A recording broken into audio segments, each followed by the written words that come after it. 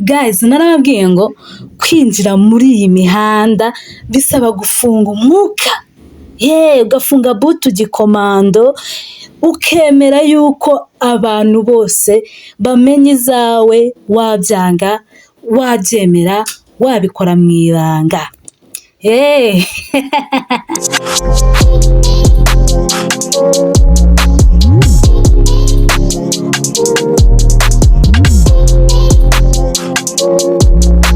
ADEPR abihamije nyuma yuko mwari muri kuntera amabuye, nyuma yuko mwari muri kuncira urubanza, ngo ngira amatiku, ngo ngira ishyari, ngo nagiriye ishyari Vestina, ngo yantwaye umugabo.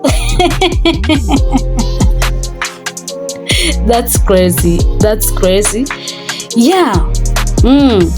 Rero aka kanya ubu ngubu tuvugana, ADEPR imaze gutangaza yuko ubu aka kanya tuvugana nibwo iyi nkuru nikuye ku gitangazamakuru kimwe hano mu Rwanda gikomeye cyo kuri YouTube, aho bari gutangaza ibyo ADEPR yatangaje.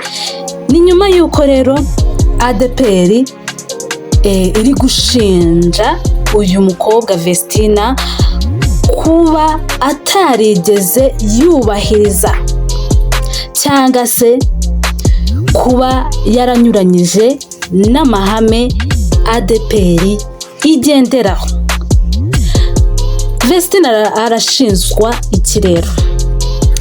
Vestina arashinjwa, icyambere ashinjwa ni ukuba yarakoze ubukwe igitaraganya nyuma yuko ADEPR cyangwa se abo basengana batangiye kumukekaho ko atwite. Arangije ahita akora ubukwe igitaraganya, ahita asezerana igitaraganya. Ibyo ngibyo bikaba ari bimwe mu bitumye ADEPR ihagarika burundu. Ubundi iyo bavuze ngo baguhagaritse burundu ni nko kuguca, ni nk'uko rwakora ikosa mu muryango ukaguca. Rero ni nk'ibi bibaye kuri Ishimwe Vestina. ADEPR rero iramushinja kunyuranya n'amahame yayo, amahame ADEPR igenderaho. Ikindi ikamushinja gushyiraho imisatsi ndetse agasezerana bitunguranye nyuma yuko haketswe yuko Vestina atwite. Vestina rero nk'uko mubizi, uyu Vestina twakunze mu kuramya no guhimbaza Imana, twamumenye aho bari baje kuri social media nk'abahanzi baramya Imana cyangwa se baririmba indirimbo za gospel, aho bari bazamuwe na Irene Murindahabi.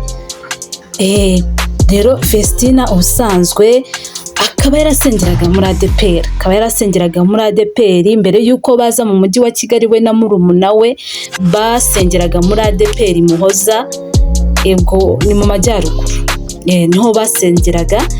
Ngo baza kuba baza hano i Kigali, ariko baza i Kigali bitewe n'uko bagira ngo management cyangwa se ukurikirana inyungu zabo z'umuziki ari we Irene Murindahabi abashe kubakurikirana neza, begeranye bari ahantu hamwe cyangwa se bari mu gace kamwe.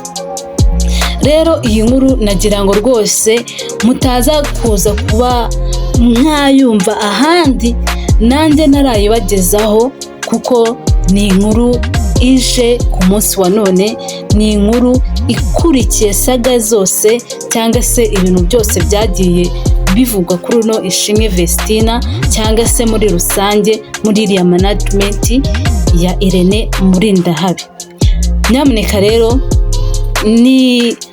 nimukajye mugira ngo umuntu abaje hano gusenya undi cyangwa se abaje hano kubera amatiku cyangwa se ishyari, ahubwo mbanje hano kugira ngo mbagezeho amakuru agezweho kandi ari updated.